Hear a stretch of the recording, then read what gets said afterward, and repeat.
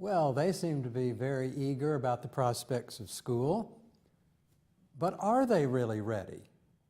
Well, this is something that the grown-ups have to attend to, making sure that a child is really ready for school. And let's see what that means. What does it mean for a child to exhibit school readiness? Let's take a look at some of those factors.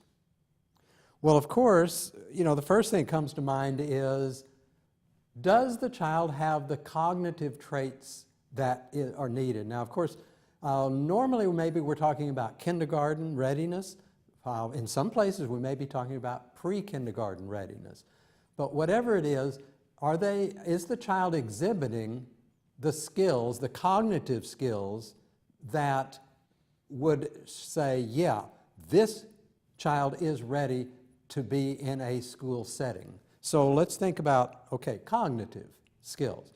But if you stop there and say, yeah, this child has the cognitive skills to understand how school works and how we learn at school, you could be setting yourself up for great failure because there are so many other things that need to be taken into account.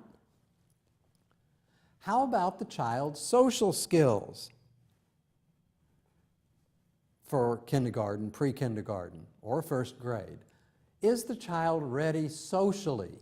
Does the child have the social skills to get along with other children, to get along with an adult who's not a parent? This needs to be taken into consideration and analyzed for each child. How about the child's emotional control? Their ability to wait, just to wait a few extra seconds when they want something or they feel like they need something. Emotional control about not getting your way. Emotional control about somebody who wants what you want. Does the child show some emotional control beyond just simple social skills? What about their physical and motor abilities? Well, we usually think in terms of, for young children, large motor, arms, legs, but we also have to start thinking in terms of small motor, finger dexterity for holding scissors and pencils and crayons and chalk. So we need to observe, test, is this child ready at a physical or motor level? Language development. Can this child express in clear enough language what he or she is thinking, how he or she is answering a question, expressing a need? Does this child have enough language development and language skills to put together sentences that explain what she's thinking, what she's feeling?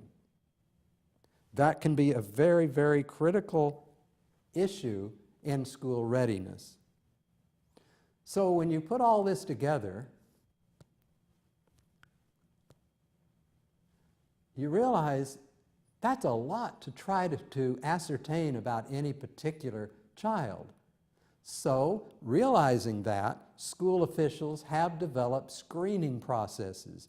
And hopefully, the screening process at the school or the district where you are has made sure that it's checking on all this whole checklist of things for school readiness, not just one or two of them, because that will make a big difference. We don't want to give a child a school experience before the child is really ready, because that's going to mean frustration and failure that could just domino effect and multiply over the years. So we want to make sure that we screen all these different areas of the child's development to see, is this child ready for the school experience?